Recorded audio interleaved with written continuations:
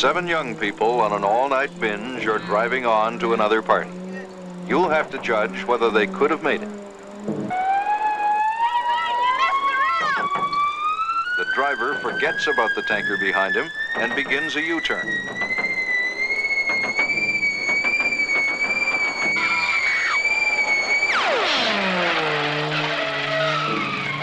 All my life, I've had 2 claims to fame.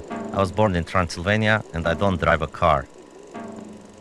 But this morning, we're going to teach you all the basics of safe driving. Not just driving, but how to drive without having an accident. Remember those saying After 25 years as one of those nearly extinct American creatures, the pedestrian, I'm becoming a driver. You know, being a good driver is like being a good Christian. You have to practice it every day in order to become good. I have to buckle myself so I won't get thrown out.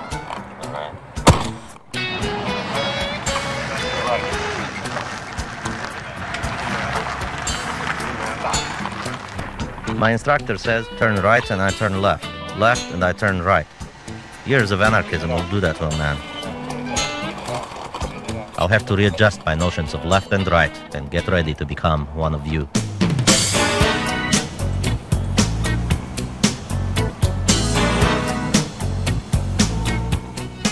Learning to drive, the essential American rite of passage, will prepare me for the ultimate American ritual, the cross-country road trip. It's too late to be a teenager experiencing the backseat of my first car, but not too late to discover America, which seems to get discovered over and over and never deflate.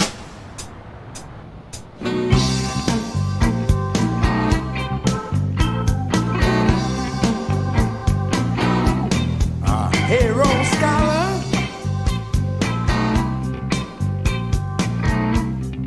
think you better slow your old Cadillac down. Well, road scholar, nah. Think you better slow that old Cadillac down. Lord have mercy. I've got a big car to drive in and out of cliches all the way to California.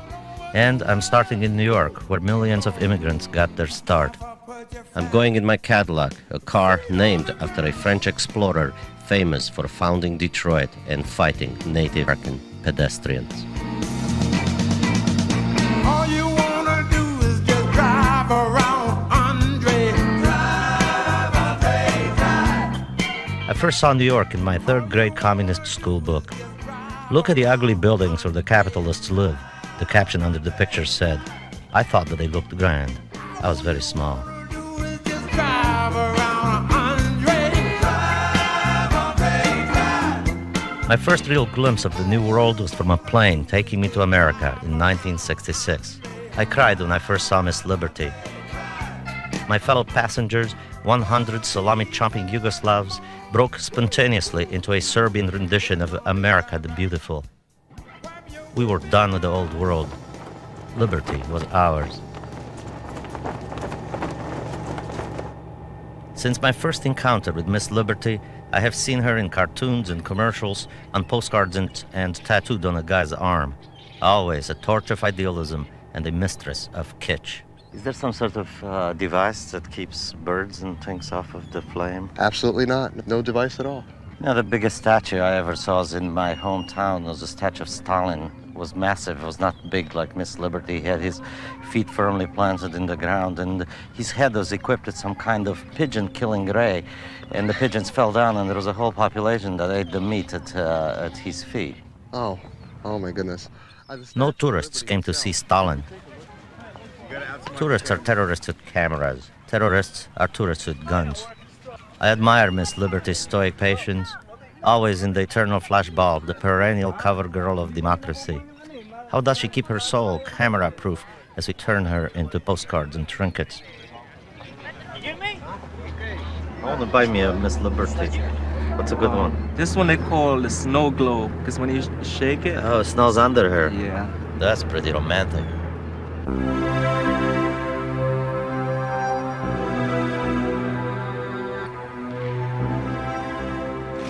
Nearly half of all Americans living today have relatives who came through the Great Hall of Ellis Island. All of them done with the old world, ready to be reborn. Steins ready to become stones, Rosens, Rosses, Cardarellis, cards, Codrescus, corkscrews. I lived half my life in Sibiu, a ghost-filled medieval Romanian town. I was one of the last Jews left. Those of my mother's and grandmother's generation perished in the camps. Fortunately, the communist regime started selling Jews like me to Israel in the 1960s for $10,000 a head. I guess I owe the state of Israel $10,000 since I came to America instead. But I had to fight for 10 years to get citizenship. Immigration officers like the ones who used to prowl these halls thought I was a communist poet spy. In Romania, just poet was enough to get you noticed by the police. We're now in the room of the final judgment, and that's enough to give me a shiver. My fear of these things has to do with the fact that it took me a very long time to get my citizenship. Yeah, I think they thought I was an anarchist, but that was their idea. That's possible. I don't know. I don't know your case, why they would think that. You don't look like one to me. Yeah. It's chilling to look into the eyes of so many hope-filled souls dreaming of freedom and opportunity in the new world. How many of those promises turned out to be flag-waving deceptions and illusions?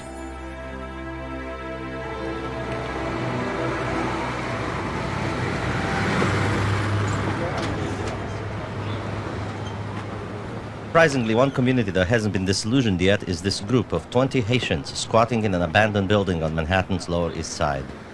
They present themselves as an extended family. True, it's a crack-smoking family, addicted and poor, but a family nonetheless with its own lore and habits and hopes. How do you cook? We buy some Chinese. I asked them if they cook in there. No, we order out, one of them says. Chinese. They don't deliver now, do they? They don't come in here to deliver. When you came to America, what did you think? America is one of the most wonderful places there is, where, food, money, jobs, It's America, you come and you pick the money off of a tree, the money dropping down, you get everything. In America, which is a different surprise. What's the best thing and the worst thing for you and here? For me was that I could come here and talk about anything, because in my country, if I talked or wrote about certain things, I could go to prison for it. So the same thing in my country too. You got such freedom in this place that you don't have nowhere else. This is why this is America.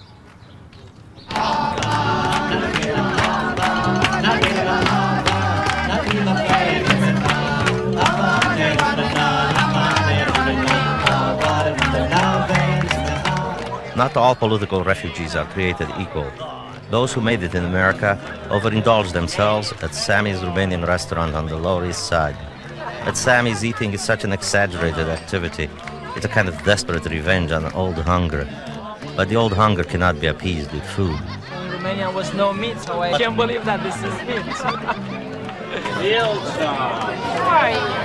Potato pancakes. If they're going to see this in Romania, they're going to kill us, He's not going back to Romania. He's staying in New York. This is the way everybody eats in New York every day. Oh, yeah? There's the stand. Where can I put them? Table companions have followed tortuous paths here. Florian spent a year in a Romanian prison after he attempted to swim to freedom across the Danube River. Iono's a yoga teacher who was hounded for years by Romania's secret police. Coralia waited 10 years to join her beloved in America. They and I made it. We all know someone who didn't.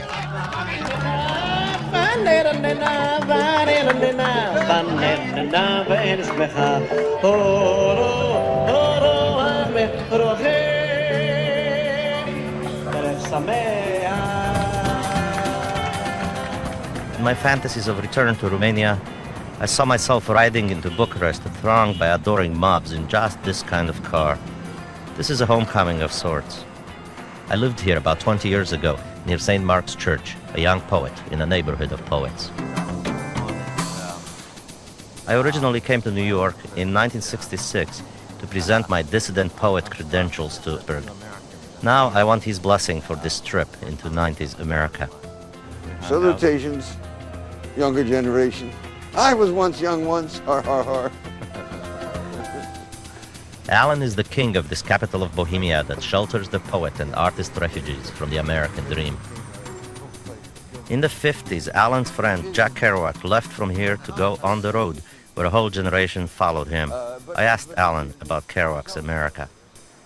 Kerouac, and on the road, said one big phrase: "The earth is an Indian thing." Remember that? A really beautiful slogan. The earth is an Indian thing. And I think that probably was the big insight.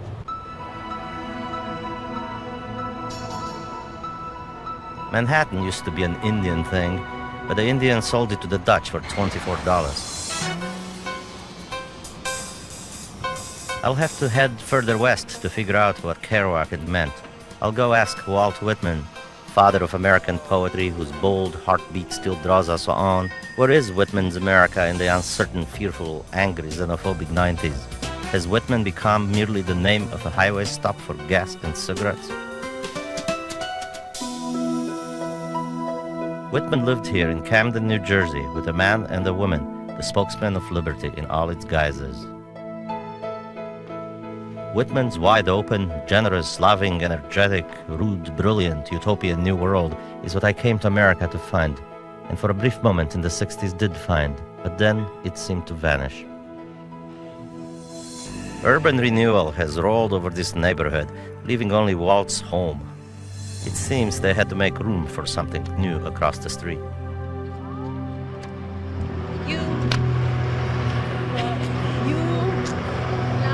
Don't call me. Tell me that. Okay? Hi, who do you have in there? My Uncle Mike Your and uncle? my boyfriend Ed. How did you develop this language? Well, I learned it like 4 years ago, and it's only writing out the letters with your hand. Did you ever hear of Whitman before? Yeah, when I was in school, we had to memorize some of his poems, but I forgot them now. Yeah. So the greatest poet of freedom. And He lived there? Yeah. It's funny how they put a jail right across from his house, right? Where they say all the bad people go, but these people aren't bad, though. Like, my boyfriend is in there just because this guy said, yeah, that's the guy who shot my brother. But, I mean, people try to say they different from the people on the outside, but they same people like people out here. They just the ones that get caught. The land of the free and the brave leads the world in incarcerating its citizens. But how free are those of us on the utopian communities pursuing dreams of freedom outside the American mainstream flourished for over a century along this psychic highway in rural upstate New York.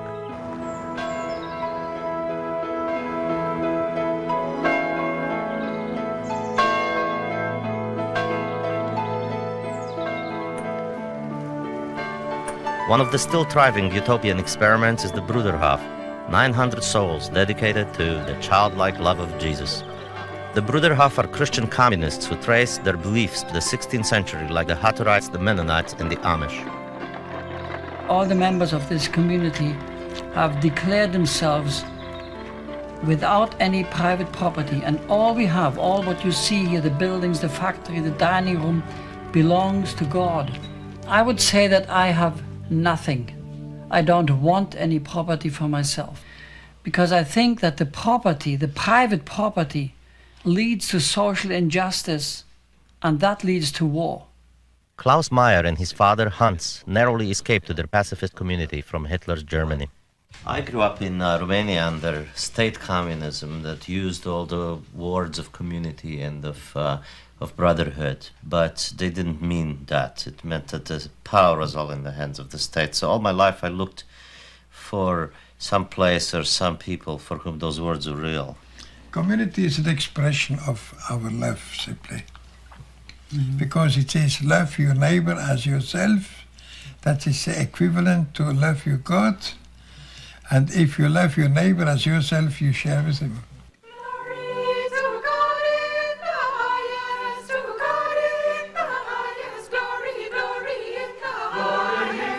Lunch and dinner are communal here. The community is in itself continually on guard against the outside. All the telephones are internal. No one is allowed to watch television or listen to the radio.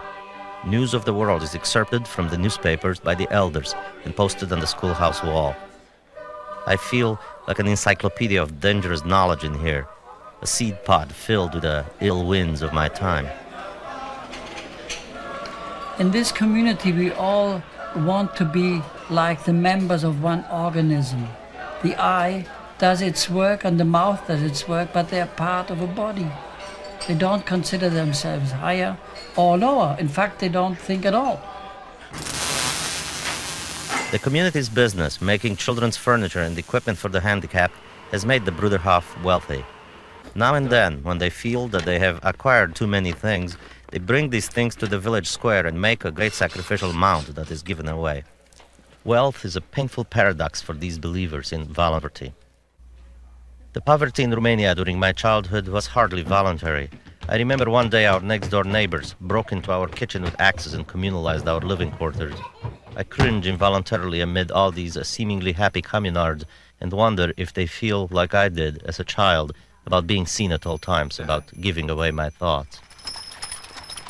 The most susceptible members of the community, the teenagers, are rarely out of the elders' watchful gaze. When two young people become attracted to one another, they must tell the elders to decide if they are suitable. If so, they are then considered engaged, but they cannot even hold hands until they are married. We are no longer in MTV America, that's for sure. I asked the kids about music, clothes, records, dances, new shoes, the American teenager's essential accoutrement. I think those things are not really necessary. You want them, but you can live without them. We're used to our way of life, and they have different, and they accept it, we accept it. I also asked them about dating and attractions to the opposite sex. I don't know of any boy that's ever felt attraction to me, but when I feel attracted to a boy, I just try and not show it because there's nothing there's nothing I can do about it. In America, I love the freedom, but the fear about this freedom is that people use it to satisfy their own desires. The freedom to live so severely has chilled me, and yet I like these ascetic visionaries from another time. I could not live in their world. No spices, no cussing, no TV, no whiskey, no sex, no way. I'm out of here.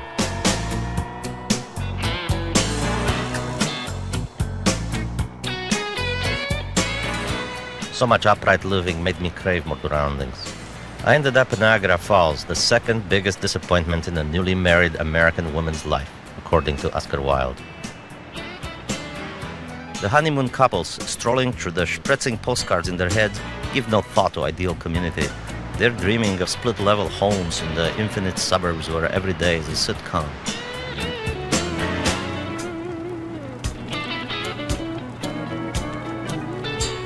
In Romania, everyone kept a heart-shaped tub in their heads to which they escaped when communal living became too intense. If Hans Meyer of Bruderhof could see me now, he'd be sure the devil got in me. But Hans, once in a while, a man needs the pure bad taste of an anonymous motel room, 2 nights, $49, soap provided by the management. Private bad taste is a special kind of grace. I'm returning to my first American home. On the other side of this bridge is Detroit. I settled in 1966 and learned the first lessons of America.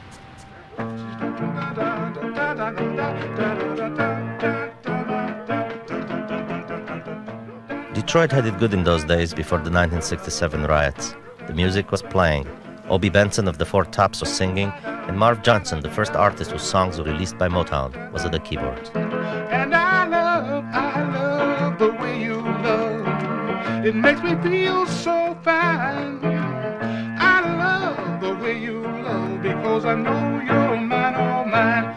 Now, that's, you can hear the spiritualism in that song. That was our souls coming out of here. I mean, and nothing stopped it. I mean, not even the hum in the machine. If these machines could talk, they would remember the magic voices of Diana Ross, Stevie Wonder, Michael Jackson, Marvin Gaye, Smokey Robinson, and so many others. Motown gave Motor City as much pride as the factories. And then one day, like everything else in Detroit, Motown upped and left the soil of its soul and took off for the money and glitz of Hollywood. People felt betrayed because Motown was like, everybody felt part of the Motown because it was like, you know, it's theirs. Everybody here is proud of Motown. It's theirs. And when they left here, it was almost like losing one of your family, being rejected.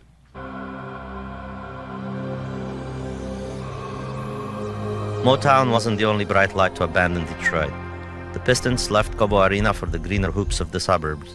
The Science Museum closed. Public libraries shut down. Amtrak trains don't stop at the station anymore. Even Rodin's thinker wonders what happened to the Detroit Institute of Art, which can only afford to stay open a few hours a day.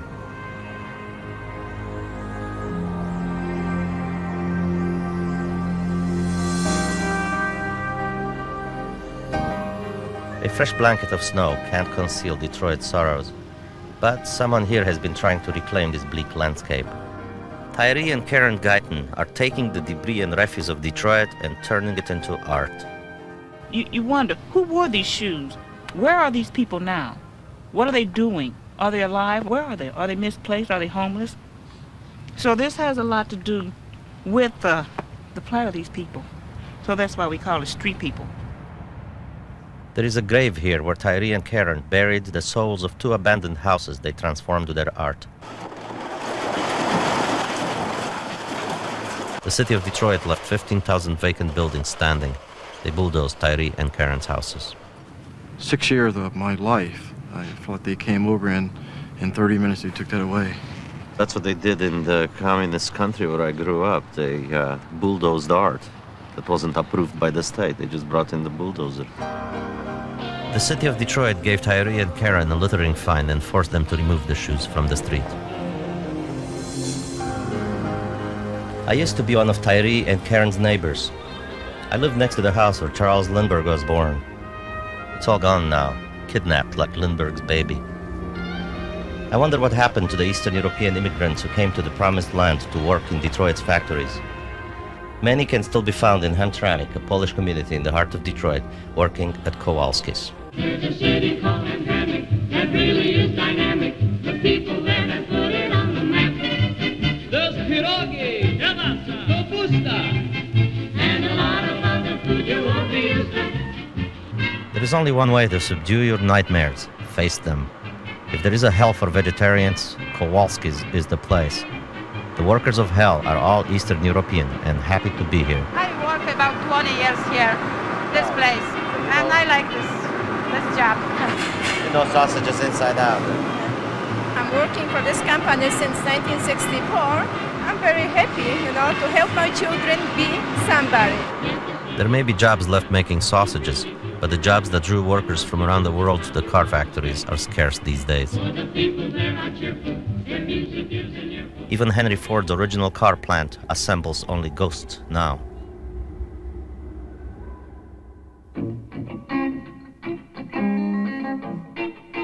They haven't closed the Cadillac plant yet. Caddy, come home to mommy. This is where they made you a long time ago. They put their loving thoughts in your shape and they let you loose in a more optimistic America. Going to Detroit, Michigan. Girl, I can't take you.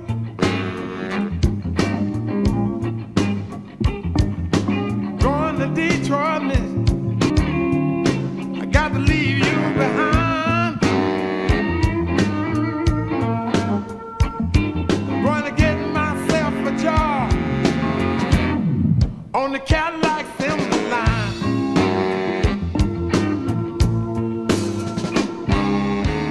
My Caddy's successors have lost their chrome, their fins, and ultimately their nerve. They look like every other shapeless vehicle at the mall. If I drove one of these new dilly bubs, I'd feel like I was going shopping. Picking that nasty cotton. In 1932, the great muralist Diego Rivera paid homage to Henry Ford, whose assembly line invented the modern world. Even communists like Diego Rivera thought that the workers' paradise was now at hand, thanks to this capitalist miracle. Rivera's workers were clean, his bosses kind, the industrial utopia was imminent. Nothing was going to stop the march to safe labor and full employment. The only news in Detroit these days is bad news. Today, General Motors announced it was cutting 74,000 jobs, and Tyree lost his court battle with the city of Detroit. Like others with fond memories of Motor City, I too am ready to hit the road. The second farewell from Detroit, my first American home, is more sorrowful than the last. You have given me much, city of motors and neon sunsets, but have been rough on yourself. Seeing you like this broke my heart. Driving is dreaming. The industrial age, a dream. Not long ago, the machines of the future were made here, but nothing ages faster than the future. The vast Midwest that once fed the world now weeps to herself, a dream too. Migrants, salesmen, con artists, heartbroken poets, all dreaming their way west. Chicago, the city Carl Sandburg called Hog Butcher to the world, has managed to keep its vigor and its boldness. Her buildings rise arrogantly out of an age of optimism, brash early capitalism before taxes. A river of wealth flowed through her, an abundance that astonished the world. There is still a fortune to be made in the trading pits of the Chicago Board of Trade for those who are skilled at hand-to-hand combat. Yossi Morak, an Israeli immigrant, came to the U.S. in 1974 with $70 in his pocket. He drove a cab, was a porter, and went to school at night. This morning, before I had my coffee, he made $500,000. He trades exclusively for himself for 6 months a year and sales for the next 6. In just 2 days, Yossi trades over $100 billion, more than the gross national product of Romania. I'm so good, sometimes it's amazing, but it didn't come to me the easy way, you know. You think because you're an Israeli, you have a better understanding of capitalism? No, I have a better understanding of hard work and taking risk. When you are surrounded by tanks in the Golan Heights and there's no way out, you come to this market and it looks very easy. I would say safely that in 1 week here I go through $1 million. But I still drive 20 minutes to a dry cleaner's that does a shirt for 79 cents instead of $1.29. Because then it's real money, right? It looks like a religious revival meeting, everybody shouting and throwing their hands into the air. So if it's a meeting, what are they worshiping here? They're worshiping, I think, their ego first, money second. I try to imagine something tangible being traded in these commodity pits. All I can see are the vast fields of wheat that end up between McDonald's buns and the immense of cattle that lay down their lives for Big Mac.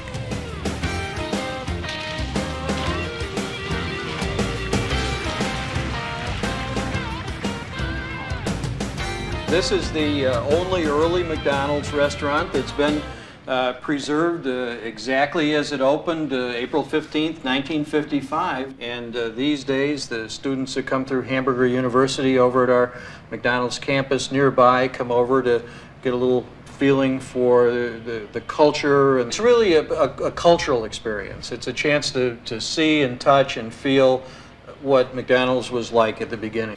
Now, we've got for you an official McDonald's crew hat here, just as was worn in the 50s. And we'll make you an honorary crew person. I can look just like him. He's tall. A hamburger-deficient diet during my childhood in Transylvania must have stunted my growth. 85 billion burgers sold divided in 50 million Americans equals 340 burgers per American. That works out to 4 extra inches per American over your average Romanian.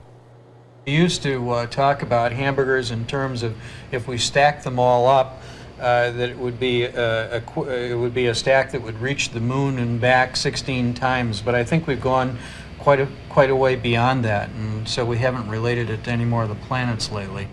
Ray Kroc, the founder of McDonald's, must have gotten to heaven on a ladder of billions of burgers.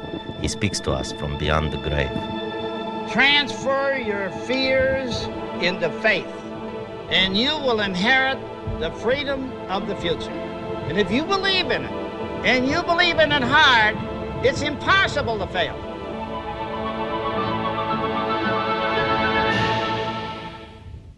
Dear Heavenly Father, we thank you for this day. We thank you for yet waking us up on this morning.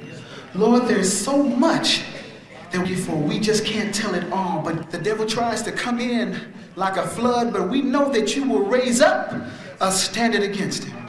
Amen. Let's give God a praise.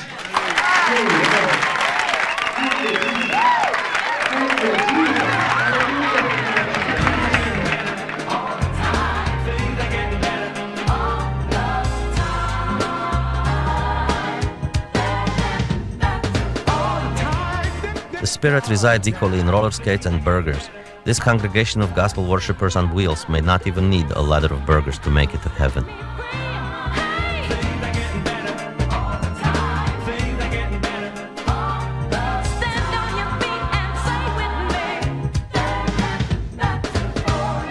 We're trying to show Christians that there's more to Christianity than just the four walls of the church. Christians need a vent also, and rather than a vent, why not vent and worship and roller skating? I guess they call us holy rollers. His goodness and how it set me free. Joy starts to overflowing. Oh, how it's been so good to me. The conviction grows in me that Americans, no matter what they do, are animated by hope, not by reason, that a profound, intuitive, even mystical faith underlies all our acts. I wonder if faith has been killed by conformity in Glencoe, a ritzy suburb of Chicago where urban dwellers voluntarily exiled themselves. Themis Klotz of Glencoe has buried a car in her front yard and called it art. I asked her the name of her work. Oh, it's the monument to humanity that nobody's going to be left to build after George Bush has his limited, protracted, winnable nuclear war with 20 million Americans' acceptable loss. Mrs. Artwork clashes with community standards and those anointed to uphold them. Peter Cummins, who is young enough to be Themis' son, is Glencoe's city manager. When you talk to her, you'll find that she's very much supportive of efforts to stop nuclear waste, nuclear war, other concerns. Why then does she create such a hazard and a problem for her own neighbors? There's nothing dangerous here, despite allegations to the contrary. Well, we heard it scares the children. Scares them. Look at what they watch on television. This scares them? Come on. We actually permit artwork in the front yard, sculptures that have an animal or person-like similarity. This is going to be a mutant dolphin. The car won't be seen when I finish shoveling this pile of sand over there. And then the dolphin shape will be perhaps more evident. What was the Supreme Court talked about? I'll know pornography when I see it, junk when I see it. I know garbage when I see it. And so it's existed for 11 years because it takes a lot to go after someone like this. Themis was telling me all about the artistic significance of the piece, and a little earlier on you said that there is a fine difference there between art and trash. Well, I would agree. I don't... You said that? Is there a fine difference between art and trash? A fine line? Yes, I think there is. I find most people use terms like trash and rubbish and garbage indiscriminately. You know, I have not trespassed on nuclear silos in North Dakota. I haven't poured blood, hammered on missiles. I haven't done those things. I'm just going to do it right here. How are you not contributing to the problem with this demonstration on this property, this junk? Property? Hey, this is your property. You know, to you it's property. To me, it's home. Okay? And that distinction with you constantly, because you seem to have a wheeler-dealer mentality that I don't share. You always talk deal. Well, let's resolve this to our to somebody's mutual satisfaction. But it's not. An artist does not allow the integrity of the piece to be vandalized. A few days later, a Cook County jury ruled in favor of garbage and forced Themis to bring her lawn in line with standard suburban aesthetics. The argument between Klotz and Glencoe may be what drove the settlers west, in search of enough room to rant and rave in peace, to make art or garbage. Bought you a brand new Cadillac, 1968. Now you're coming around with that high-class job. Don't want to let nobody ride. Road scholar. Here is life on the open range, the grit and sweaty glamour of American myth and legend. Cattle may no longer wander a boundless prairie, but the cow is still worshipped at the National Western Stock Show in Denver. Exhibit here, but we'll have Gene Weiss from Manning, Iowa is improving the gene pool of our hamburger source. By creating prize-winning cows in his genetics lab, he sells $200,000 worth of bull semen a year. This bull, 0237, was the result of artificial insemination. We probably do a better job of selecting in the cattle business than we do in the human race because we're so very, very careful. So we can manage that in the livestock business, but I'm not sure we want to do that too much in the human race. So you believe in love, but it doesn't work the same way with cows. I do believe in love, and it doesn't necessarily work that way with cows. What happens if a bull is attracted to a certain cow? Do you keep them apart? He's a good bull. Look at him chew that cud. Wonderful headed bull. Isn't that an attractive head for a bull? If you would know what I'm talking about. No, I don't. I'm going to start the class with the most powerful heifer in the class, and she just got These babes are superb packages of genetically engineered meat. I like their link. I like the way she strides out. She's got a lot of flexibility to her frame, and I think that'll make her durable, a real good female. Again. These are our new models. We're displaying the 1992 best Hereford female. What makes for fashion? Quality, balance, symmetry, beauty, neckline, beauty of head, refinement, and yet quality throughout. And so femininity in livestock is you can see it, you can observe it, and it's there. Well, I've never been to a Miss America because this is the closest I've come. Well, you're seeing it at its best maybe right now. The judge was going to, he sorted these cattle all day, he's made his choices for his division champions, and he's the one that's going to determine which, in his opinion, is the ideal female for the Hereford breed.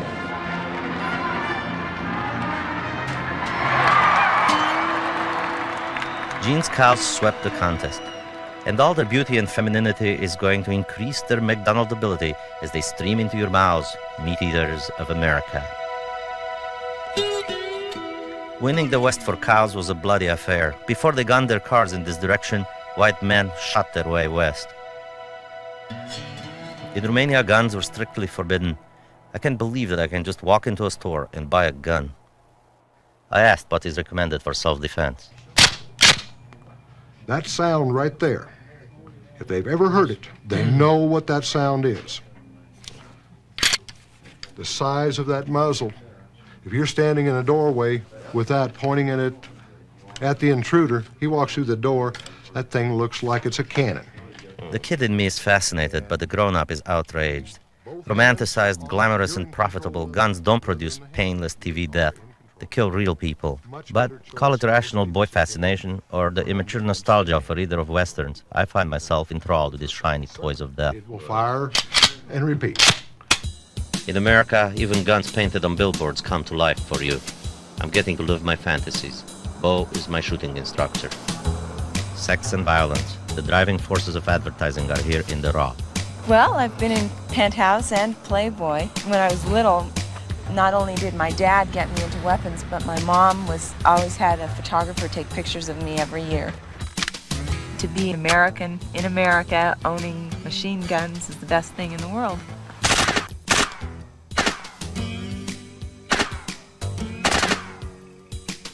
Tell me what it feels like to shoot a gun. Exhilarating, especially a machine gun.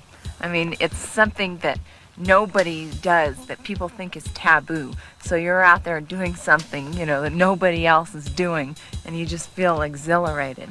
Okay. Now let me see your position. All right. Just put it against your shoulder. Keep your finger off the trigger till you're ready to fire the weapon. Now, lean forward with the top Bo of your teaches body, Japanese like tourists you're and leaning deprived into immigrants like myself to unload big guns into the Western mountains. Now you want to hold it on this shoulder right there and kind of lean forward to the top of your body. That's good. All right, now rock and roll. Pull the trigger all the way back and let it go.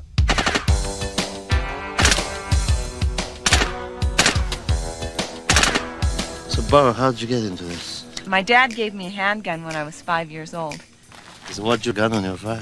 Why'd he give it to me? Well, he wanted me to know about handguns, and he wanted me to become strong. That's it. All I needed was a bigger gun and bigger target. You feel the power surge. It's almost mystical.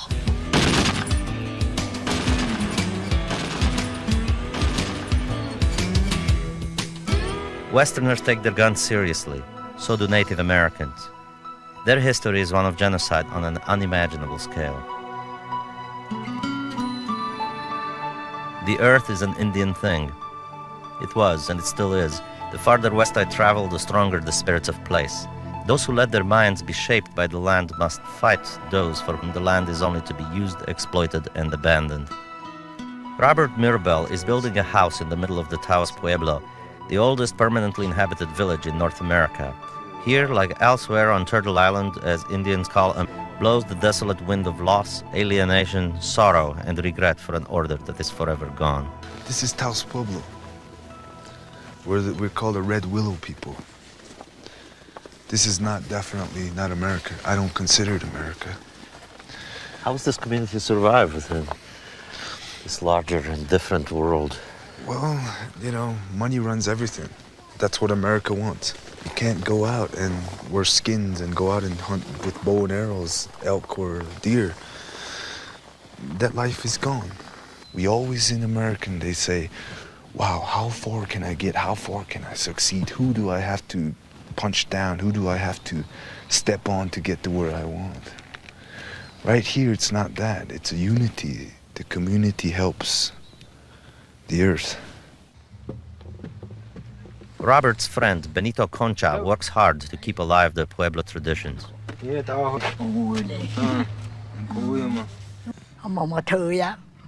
always lived inside the Pueblo all our life. Doesn't know a house or a home anywhere else but inside this Pueblo.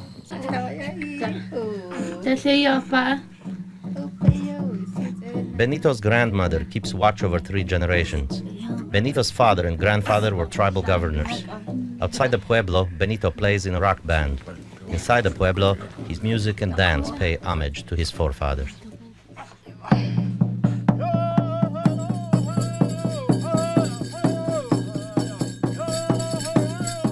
When we dance with the earth.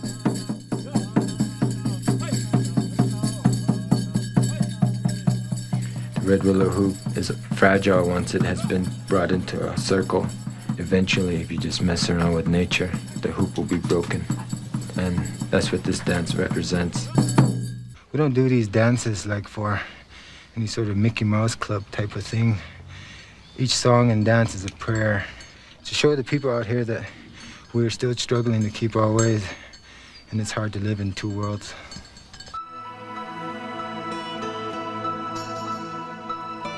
The old ways of the Pueblo in speed-driven America are not the only worlds here.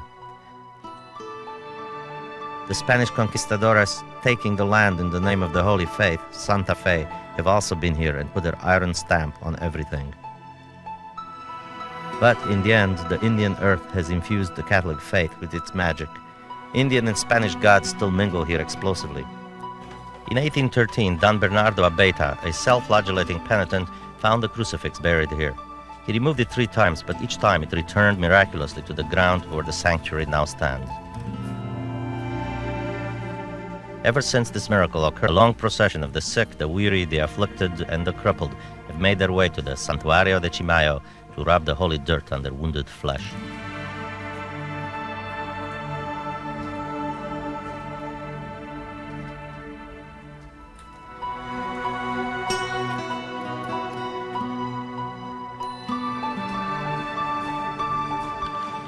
This is the holy dirt.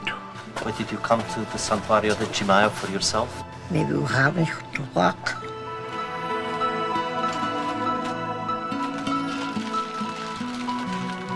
He broke his hip, so we brought him down, and hope he heals fast. We have faith in it.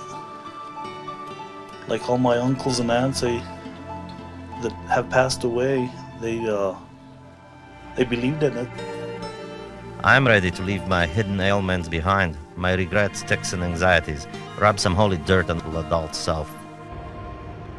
This corner of New Mexico is infused with the religious mystery and magic of the Indian earth.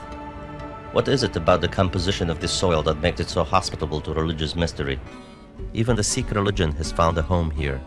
The Khalsa family, Dharm Singh, Guru Kiran, their daughter, Hari Rai, and baby Siri Sahib are your average, run-of-the-mill American Sikh family.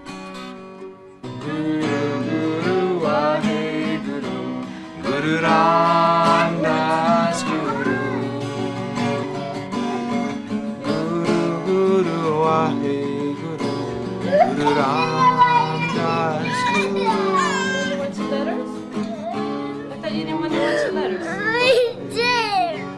it in back? Yeah. Okay, we'll press the two. Sometimes it's easier just to sit back, turn on the TV, tune out, drink a beer. But we don't do that. Get in an argument, believe it or not. Married couple. You get in an argument. And what do you do with that energy? If you can remember, honey, let's not argue. We do love each other. Let's sit down, breathe together, think about God together, do a mantra, whatever it is that time. To clear the space. To clear the space, clear our heads. And we also try to do the same with Harira. If she starts getting one of these temper tantrums, they're so famous. We have a timeout.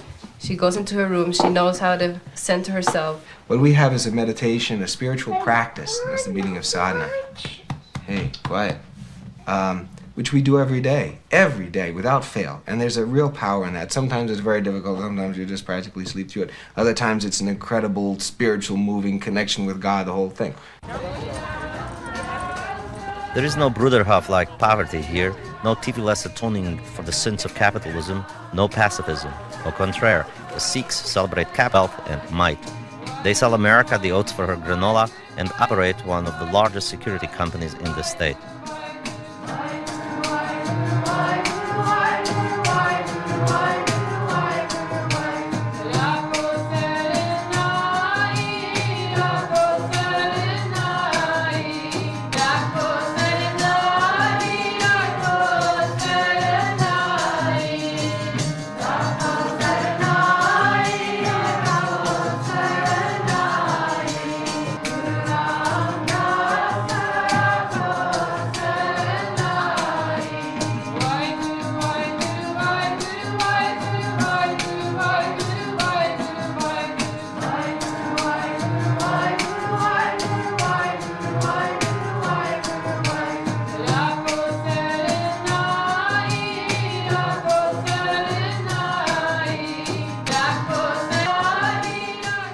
We may look different and we may practice different, but what we practice is one of the last major religions that was ever formed on this planet.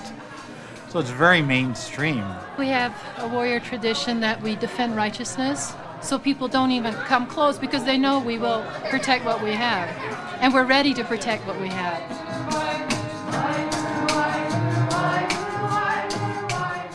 The Sikhs are so reputed for their fierceness that they have been hired by the government to guard military installations.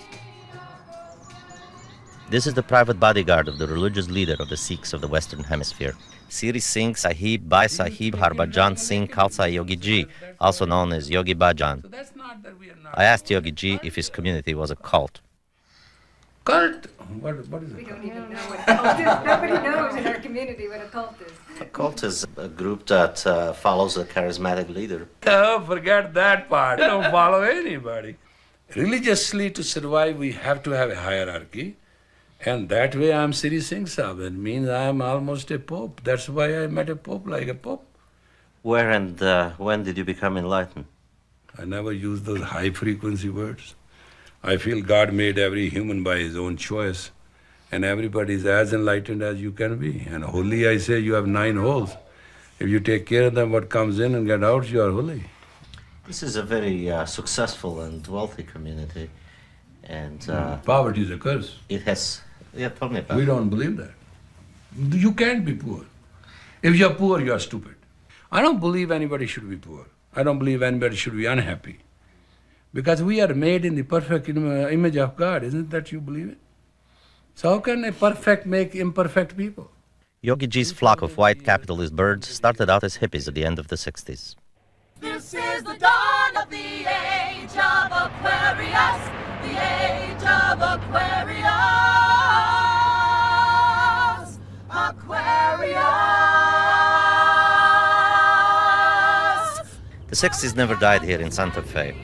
If this original hog farm commune bus could tell stories, it would speak of Woodstock, Monterey, Guatemala, and other epic trails of that time.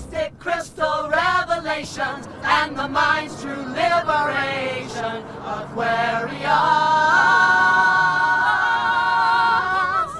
Aquarius. I want the 60s back. I think the 60s was a a time when everybody really opened up, everybody reached out, they expressed themselves, but there was a lot of drugs and there was a lot of other things kind of maybe clouding it over. And I think the 90s is a time when we got to get that same feeling, but it's going to be with total awareness and be without the drugs. Lisa Law, Santa Fe's original hippie, drove this bus through every major intersection of the nomad routes of the 60s. Now she helps drive from the hippie age into the new age. Why are the hippies into the New Age stuff? Well, you know, we're getting the message directly now from up above. There's no gurus anymore. We're out of the Piscean age into the age of Aquarius, and it's funneling down right into the top of our heads, right into our pituitary glands, and it's coming out our heart, and we're going to love everybody. Dawning of the age of Aquarius, the age of Aquarius. The new age, conservative child of the hippie 60s, is commercially savvy. In Santa Fe, the new age gets marketed at a bookstore run by Jamil Kilbride. Little celestial harmonics on the way in. We're heading into the room that contains the shamanism, Native American, astrology, that side of the family. What sparks me in my work here is that we can provide for people a spiritual supermarket. Hi. Hi. Is there something you're looking for? Oh, I'm just looking at jewelry. I was looking for spacecraft earrings. I've had contact with some of the beings that are visiting the planet, which is a lot of people are having that experience now. And I know it sounds very science fiction, but it's a very common kind of experience that people have. Tell me, what kind of being? Some of these particular beings were extremely tall. Some of them I now realize are a very common variety of the short gray guys with the big... What are they looking for over here? Their race is genetically in trouble, and there's a lot of evidence, I mean, there's really no question about it, that they are doing hybrid experiments between the Earth humans and their own race, trying to improve their line. You don't seem particularly distressed by what some would construe as an alien invasion. I mean, shouldn't we call the Pentagon? It can be, obviously, a very frightening experience. I mean, you've got these people showing up in your bedroom in the middle of the night, and they're taking you out of your bed into this strange place and doing these weird medical things to you. Yeah, it can be very frightening. I trust them for some reason. Beth Pearson is surrounded by aliens. I am one. A Transylvanian Jew from New Orleans in a New Mexican spiritual supermarket. A kid in the multicultural candy shop. What should I buy? Perhaps Foster Perry can help me.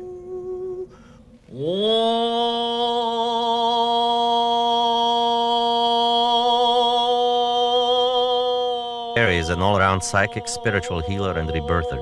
He is trying to cure me from the trauma of driving my father's car into a wall when I was a child.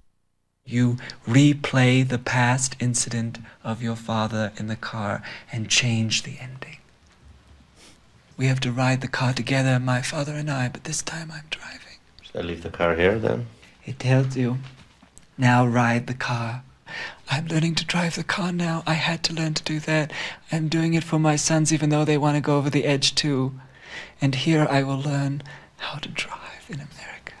My soul, my inner life, and my dreams. Ho.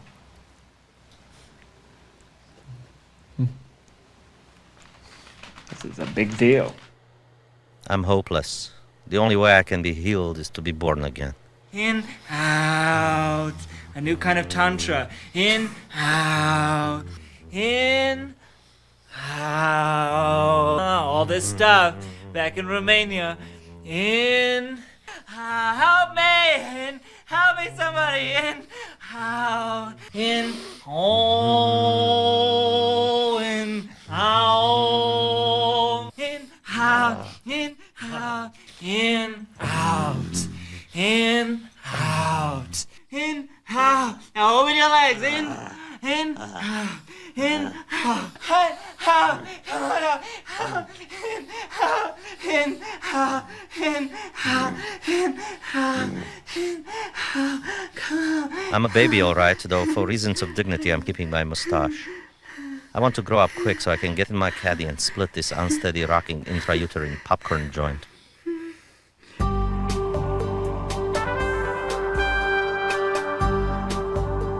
My caddy has gone New Age on me. I wanted to stop at church, but it wouldn't let me. I seem to have undertaken the complete psychic healing program, so I might as well savor all its varieties. Just relax. These crystals have been doing this job for a long time now. They really do know what they're doing. Cherokee is a crystal healer. She calls her crystals her babies. I merely follow orders, place the stones, and get out of the way and let the energy move.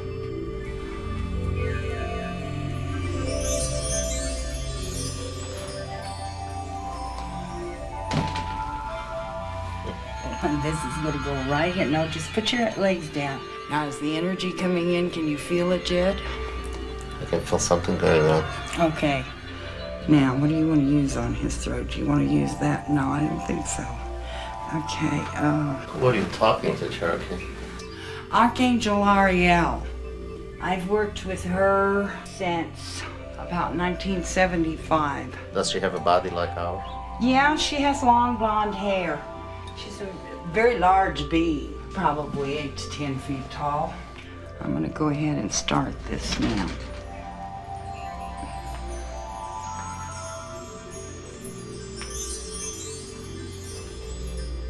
Whew. Wow, okay. I don't know whether you'll experience any pain anywhere in the body. If you do, breathe green into it, and it usually won't last over 3 or 4 seconds. Elohim Adonai Yahshua Yod Hey Yahweh Hini Matov Hini Matov Hallelujah Hallelujah.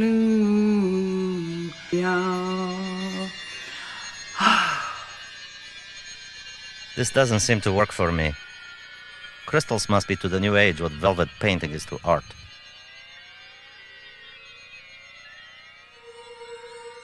The sublime and the ridiculous coexist around Santa Fe. Its New Age inhabitants call this land a spiritual vortex. It is.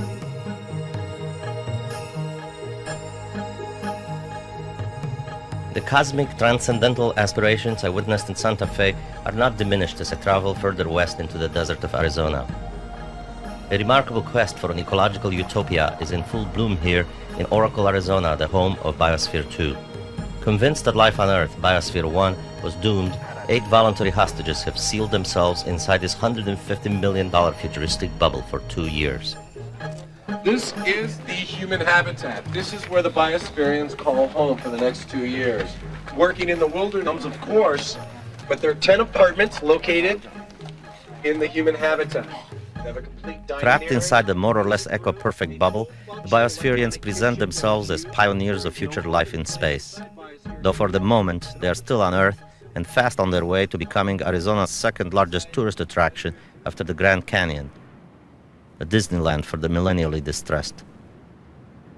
Mark Nelson, one of 8 biospherians, was also one of the original members of a psychodrama commune whose members launched this human and scientific experiment.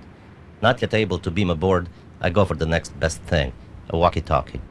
Would you tell me why in the world you'd get in there and stay in there for years?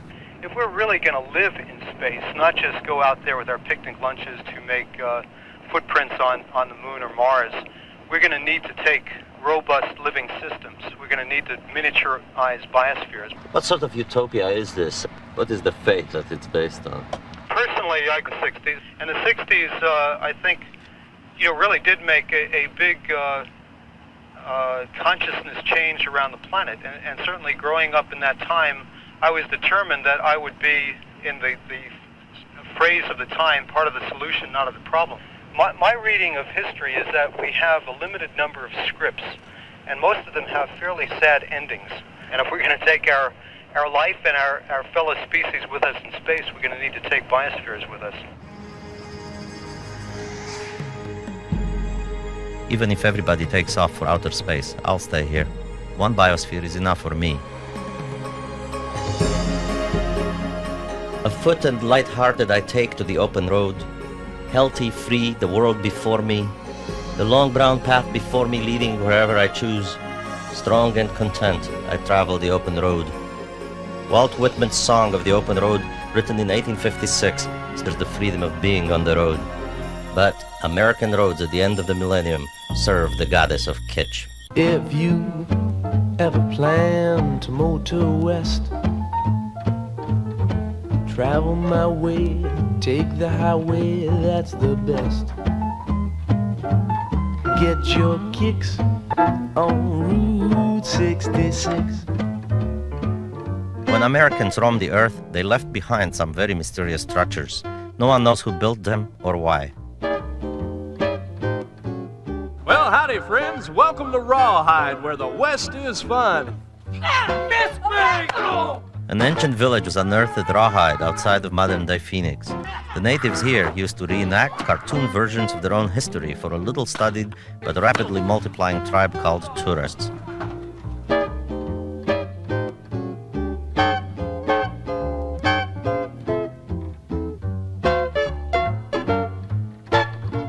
It is known for certain that real Native Americans inhabited places that were later covered by a layer of fake Indian artifacts.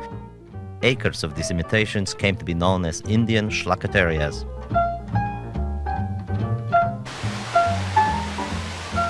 Hi, welcome to Casa Bonita. One of the largest finds of its kind is Casa Bonita, an 1,100-seat dining amphitheater where large people sat before steaming dishes, while warriors battled and maidens leapt into watery grottos. When you make the California trip, get your kicks on Route 66. Get your kicks, 66.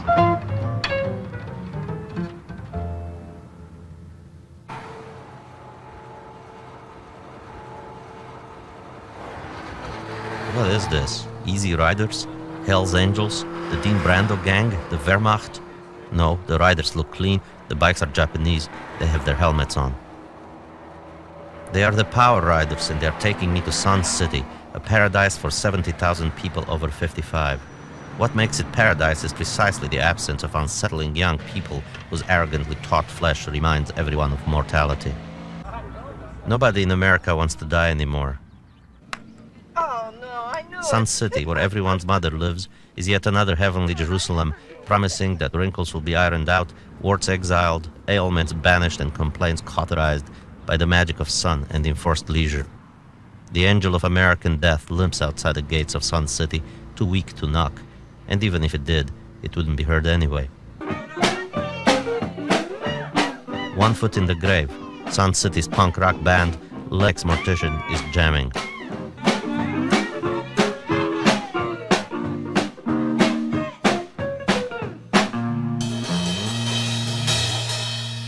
So, what's it like living here with all these old people? You seem to have so much more energy than anybody I've ever seen. We are the youngsters. You guys are the youngsters of Sun City, right? To get into Sun City, you have to be 55.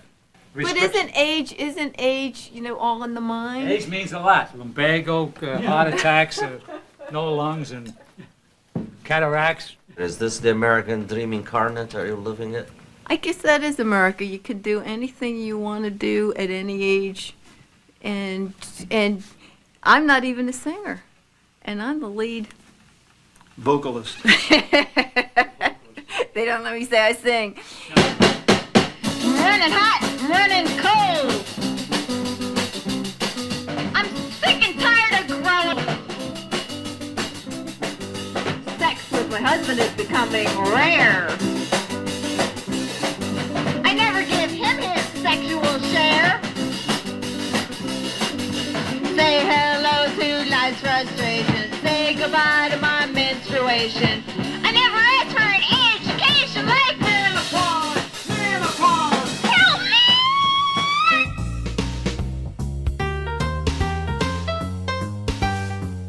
I couldn't live in an age ghetto like Sun City. Still, here are long-suffering Americans who have found, a little late, the root of all evil, boring work. But they could have thought of it sooner. Well, some people have thought of not doing any work at all, and are dreaming that the goddess of luck is smiling kindly on them, her smile of neon and glitz. Las Vegas writes on the sky with neon, and she says, Come here, ye wretched of 9-to-5 jobs, and see if you weren't intended better. Come forth, all ye schmozen suckers, to the neon shores of the true American dream. This is where you can get your reward right away in this life without waiting for the next.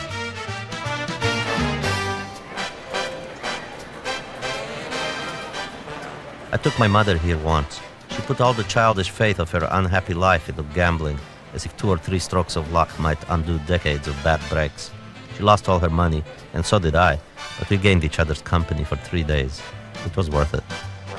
We're gonna have a dollar ante, gentlemen? I'm a compulsive loser, so I decided to take on these professional poker sharks at a high-stakes table.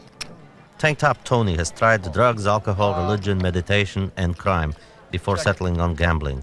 Jay was an anthropology professor who got bored teaching students about human behavior and decided to make a career out of manipulating it at the poker table.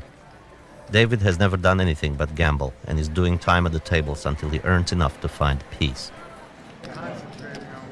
We have queens and tens, 2 pairs.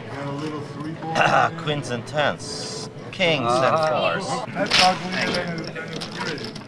You know you can't beat an all-in player. Clearly, there's a difference between a schmo like me and a professional player, even if I get lucky once or twice. I think you're doing real well.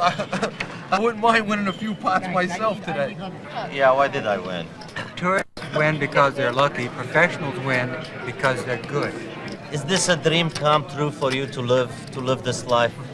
I think if I had to have a job doing the same thing day in and day out, it would have destroyed me personally. I've heard professional players and others talking about how they've played for a lifetime, never had a real job. But they're dreaming.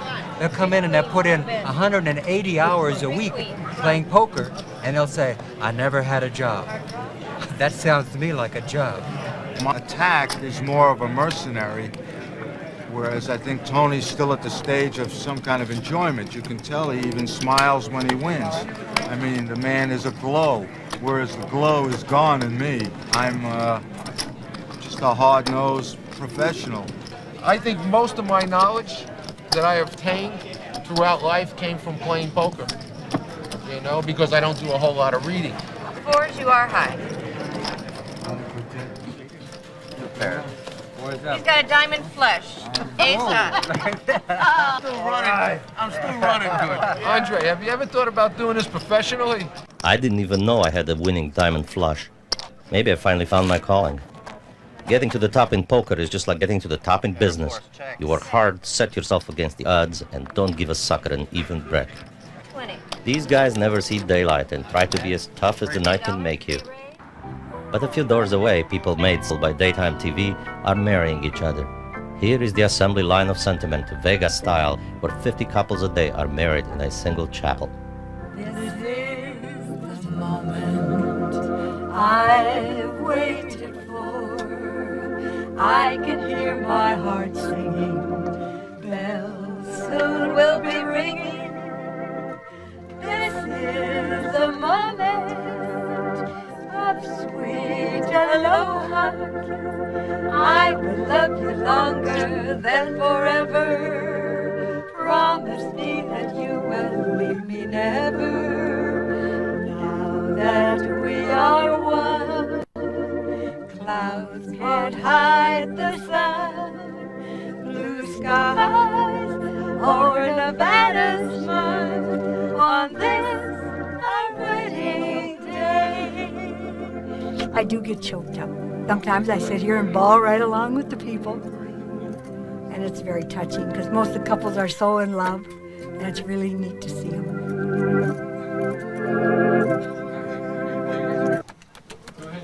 The total is $70.40. How long does it take you to get married there? 5-6 minutes. Yeah, about 5 or 6 minutes. How's that different than McDonald's? Well, my dear, it's different from McDonald's because we serve hearts full of love. We don't serve hamburgers and French fries. Less fat. More hugs, more love.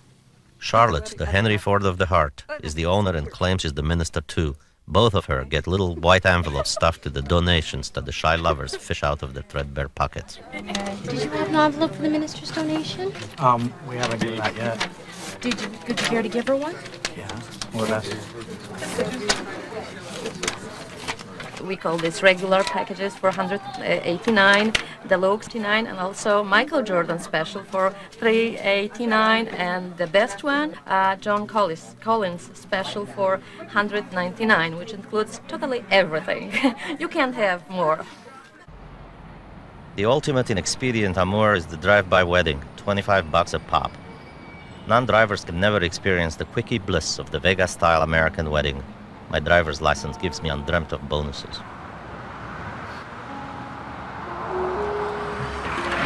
Welcome to the Little Whitechapel Drive-Up Wedding Window. We are gathered here tonight to join you together in marriage. Herb, will you take Linda to be your wedded wife? Yes, I do. And Linda, will you take Herb for your husband? Yes, I will. Well, Herb and Linda, what God has joined together, let no one take apart. And by the power invested in me by the state of Nevada, you are legally married, husband and wife. Now kiss your beautiful bride.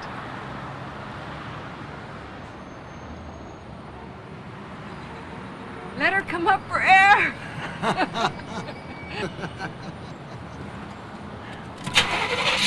Bye now, stay happy and love each other forever. Bye-bye. I'm getting out of this soap opera where they've banished daylight.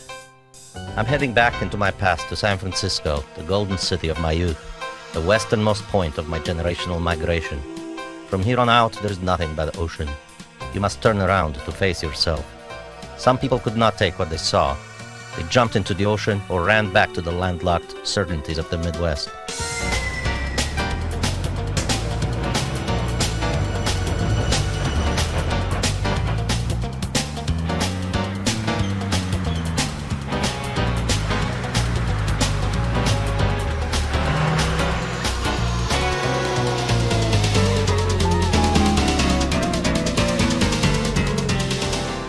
Nice of San Francisco to have a street that's a metaphor for a poet's life.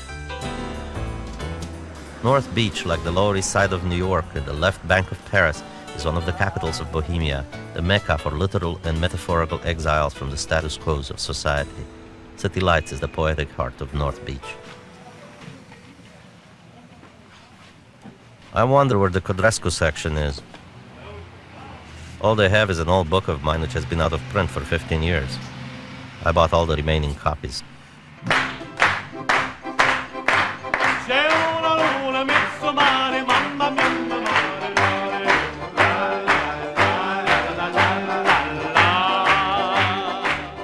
Café Trieste is the hangout where my beat poet predecessors also used to go a generation before.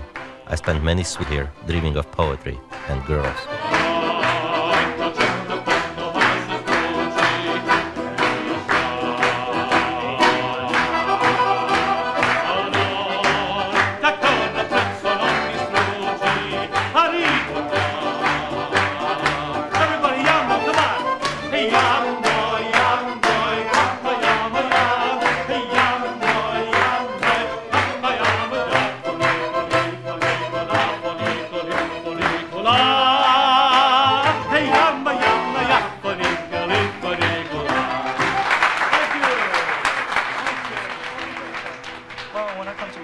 Duke Wynn comes from Bohemian Café Society too, Vietnam. He's an American radio commentator like myself. Duke honored me by inviting me home to meet his father, a poet and former South Vietnamese government official. I asked Mr. Wynn to read one of the poems he wrote during the 12 years he spent in a North Vietnamese prison. Chim lạc đàn, hoàng hôn chịu nặng bóng thời gian. Dusk falls, laden with the passing time, and drifting clouds beyond the prison window grieve over a betrayed goal. Waking up in the morning, I feel disconsolate about my homeland's misfortune. Would you ever consider going back to live in Vietnam? I don't like to be back now. So I enjoyed freedom, the freedom I was looking for a long time. How about you, Duke? I think I'm ready to go back tomorrow. I mean, I feel very comfortable there. And I want to go back to Vietnam to be with friends, to be able to tell them about my fears, my joys, whatever. And that kind of things only happen in Vietnam for me.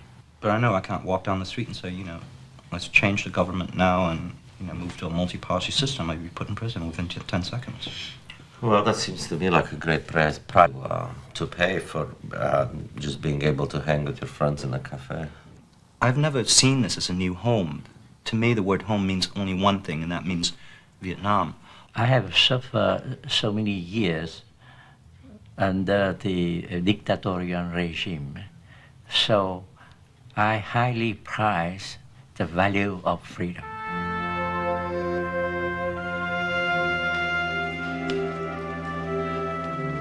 I could never live in Romania again.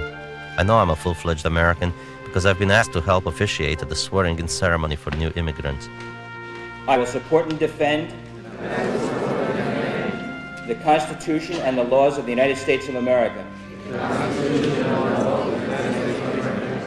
against all enemies, foreign and domestic, so help me God. I never thought, in my wildest dreams, that I would one day share a podium with officials of the Immigration and Naturalization Service so much grief. Only in America could they be so casual about the past. Didn't anybody check my file? Almost 10 years ago, I sat where you sit now and listened to a judge welcome me to America. You are now Americans, the judge said. You can keep your native customs, you can keep your wonderful cooking and your churches, but you are not Chinese, Haitians, Russians, or Romanians any longer. I would modify what the judge said to me 10 years ago in this way. We are still Chinese, Haitians, Russians, and Romanians, but we are also American, which means that we don't have to whisper anymore for fear of the police. America in 1991 is not the America I came to in 1966. Today, Spanish is spoken almost as much as English, and millions of people from Asia, the Caribbean, the Pacific, and elsewhere have come since then, changing the flavor and look of the place, making America more colorful, spicier, more stretching and coloring its fabric. Every generation of new immigrants remakes America in the shape of what they imagine it to be. It's your turn. Oh, say, can you see by the dawn's early light what so proudly we hailed at the twilight's last gleaming, whose broad stripes and bright stars through the perilous fight. I came from Poland, and I'm very happy to be here in this country. It took me a long time, but I'm very happy to be one of them. It's just great. You grab that piece of security and you put it in your pocket and say, I belong somewhere.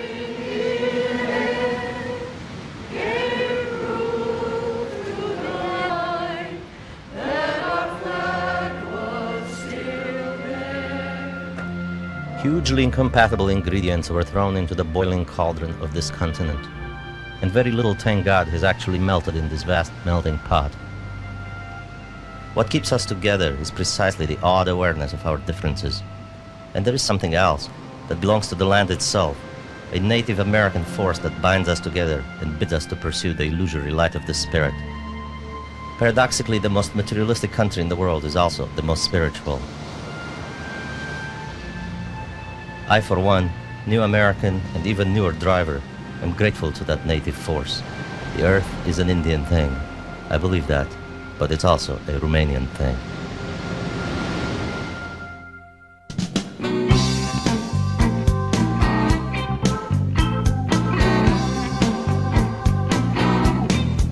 Heroes.